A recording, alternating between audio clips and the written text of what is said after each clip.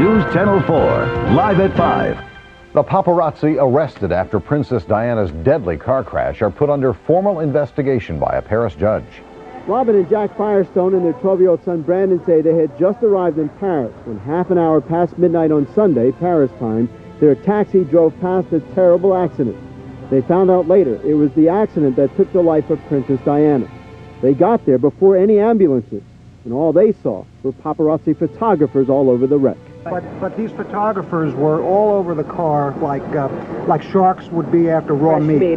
There was a body that was slumped over, a woman's body with her head turned to her shoulder, almost up against the window. At that time, one or two police body approached the car, but photographers eagerly going at every angle they could possibly go. Could the police officer at the scene have done more if he did not have to deal with paparazzi? He wasn't doing anything, so he could have done something. Why couldn't somebody put their camera down, go to the car, and be a lifesaver or attempt to give mouth-to-mouth, get these people out, and be the hero that way, instead of taking these pictures and looking to sell these pictures, these blood, horrible pictures of the scene, when they could have been attempting to save lives, not even just one life, not even forgetting if you don't know who it is.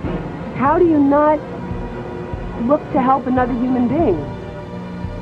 Here they are live. This young couple were eyewitnesses to terrible history. Today you will hear from the two young Americans who saw the death of Diana in an exclusive studio interview. You are about to hear from the Firestones, who were in that tunnel in Paris just after this awful thing happened.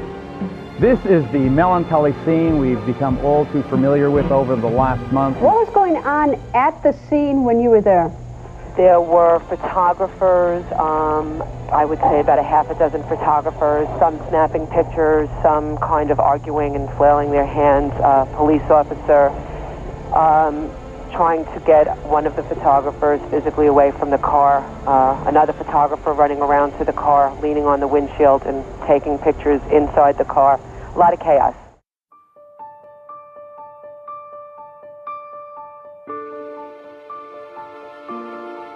It was just after midnight on Sunday, August 31st, 1997.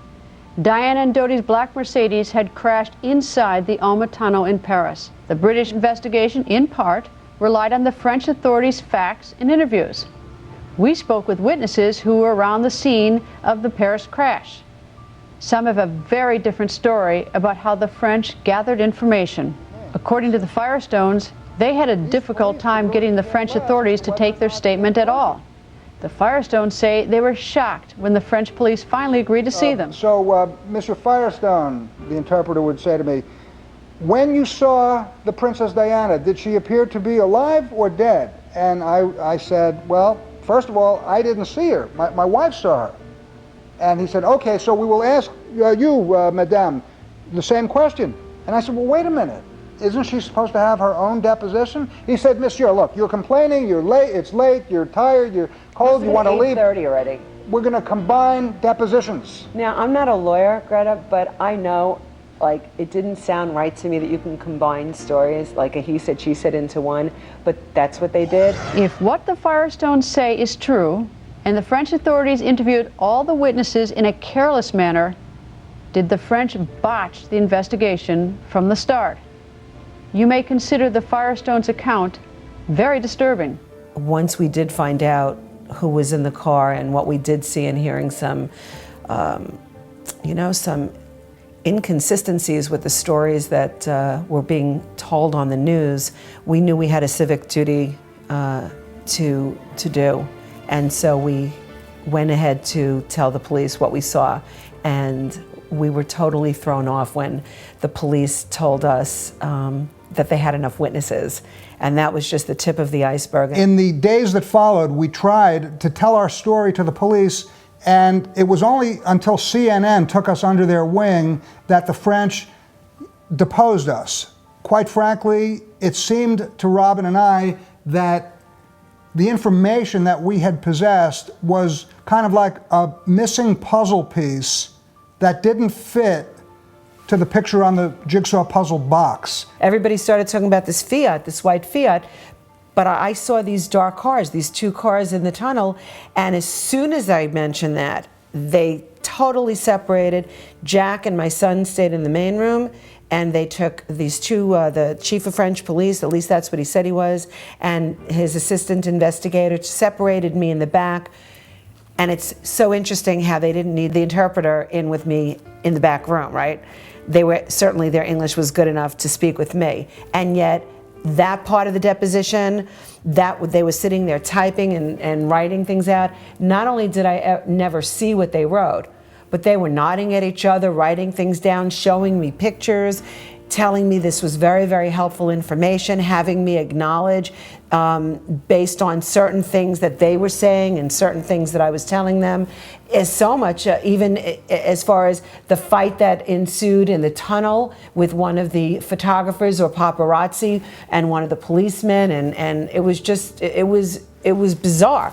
That deposition was presented to me after I answered all the questions and Robin answered the questions, and even though they knew, the French police knew that I didn't speak or understand a word of French, it was given to me in French, asked for me to sign it, and I couldn't even read it, and then the interpreter would say that it's not a problem. He'd read it to me, and then I would know what it said, and then all would be well.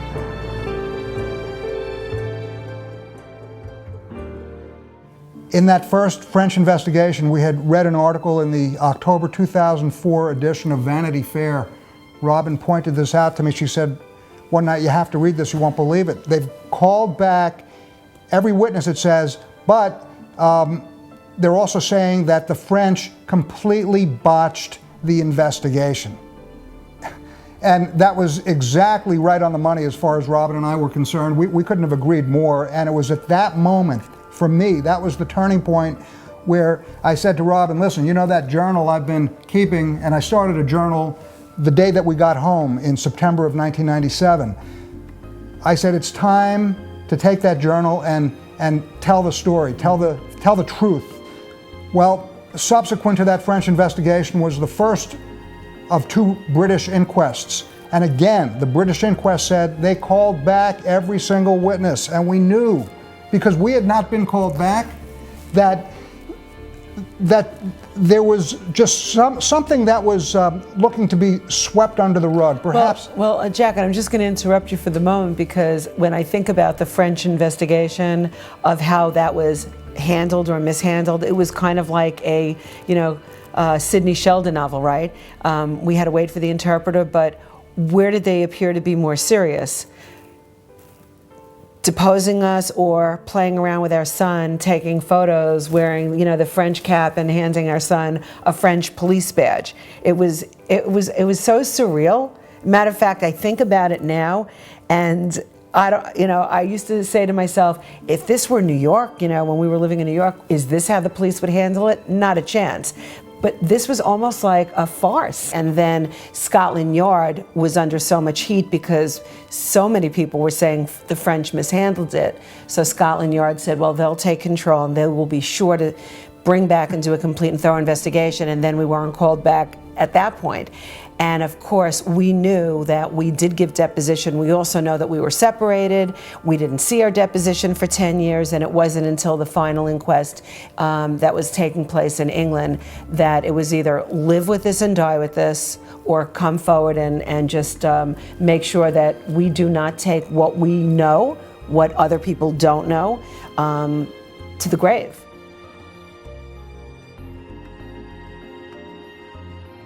What had happened subsequent was that Mohammed Al Fayed's legal team flew to New York City, met with me and Robin. They showed us, finally, after over 10 years, this was in October of 2007, the missing deposition. And you know what?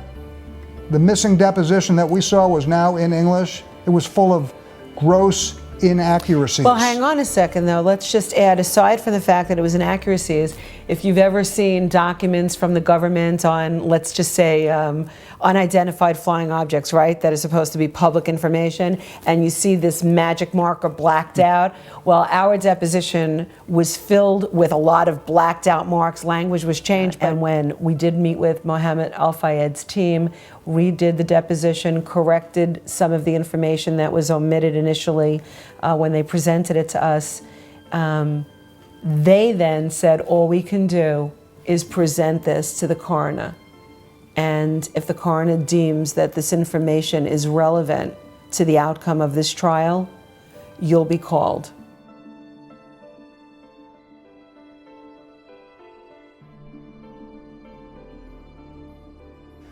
I was questioned, a barrage of questions for about 45 minutes or an hour, and at several points during my answering, while I was giving testimony, there were some questions that were specifically asked of me that I did not have the answers to.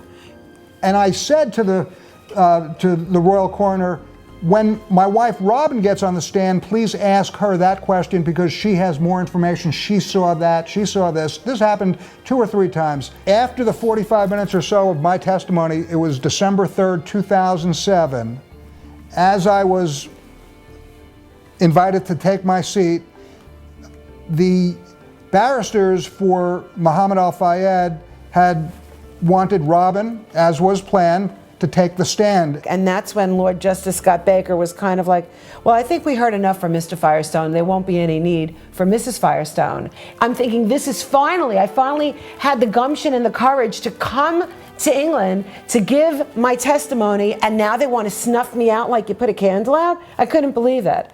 And the long story short of that is, he got put in his place and begrudgingly said, well, we're not going to break for lunch and let's just make this quick and bring Mrs. Firestone up here now. And it was one of the most horrible experiences that I ever had. If I thought I was set up to see Jack being butchered the way he was being butchered, when I was in that chair looking to give testimony, looking to tell the truth, looking to expose and clarify things that were not correct, that we could make correct, things that could add to the puzzle pieces that were missing, I was made to feel like I did something wrong. And it was horrible and it was disgusting. And he shut me up and he basically said, we're done.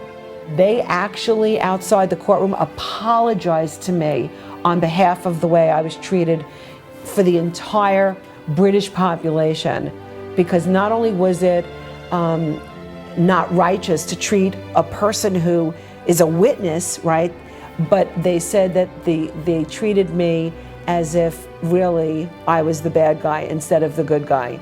And that meant a lot, and they asked me if I wanted to say what I would have said, in the testimony on television right then and there to everyone to hear. And I said, you know what? I'm not playing this game anymore. I said, if anybody really one day wants the truth, the right people will get the truth from me.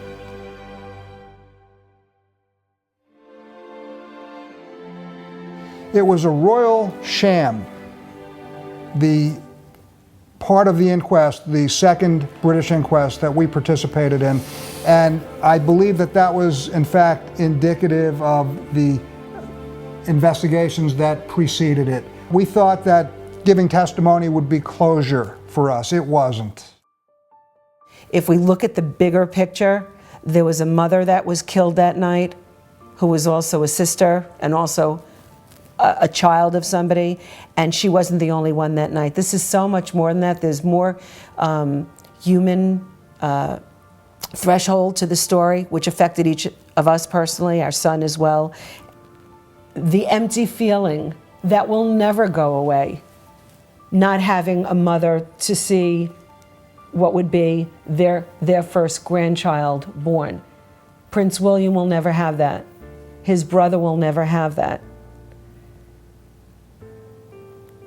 There's an emptiness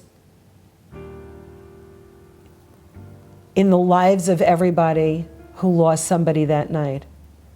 Looking in the eyes when we met Mohammed Al Fayed, having him grab a hold of me as we stared in each other's eyes and both cried, and how he thanked us for never giving up in spite of what happened. And when he broke down and said, I lost a son, I lost my son. Does anybody care that I just want to find out how I lost my son, why I lost my son? And so it related right back to me when Brandon uttered those words, when he found out who was in the car the next day, especially being just right in between the ages of Prince Harry and Prince William, knowing, of course, our son knew that I almost died when he was an infant, and he knew that I didn't have my parents and how so much of my life was missharing with them, and even his life, right? Having one set of grandparents, gratefully. And when he said, Mommy, how are those boys gonna grow up without their mother? All of that, of course, came right back to me, because I know what that's like, and I know I'm not the only one that knows what that's like. And I guess that's also what made this more personal for me as a witness, right? Having to just deal with what I saw, but also dealing with there was never my own personal closure with my mom, and those boys didn't have it, but there was also no closure with this incident, and there still isn't. And that's like an aching wound in my side. I don't believe this story of what happened to Diana in the car crash on August 31st, 97 is over, not by a long shot. I believe that Prince Harry and Prince William, Diana's children, will, unless they're under royal edict, not to delve into the mystery of what happened to their mother the night of the car crash. I think that as they age, as they grow into their 30s, 40s, their 50s, I believe that they're going to want to know what happened to their mom. I know that I would. I know that we were supposed to be there, and I know that there was an absolute reason that we were there, and I still believe within every fiber that there is something that we saw that night, something that we heard, something that we experienced, that was still never fit in that piece of the puzzle, because it might have been the exact relevant piece that could have solved exactly what happened. And that's why I'm just so convinced that, that this is a conspiracy. I don't have a doubt.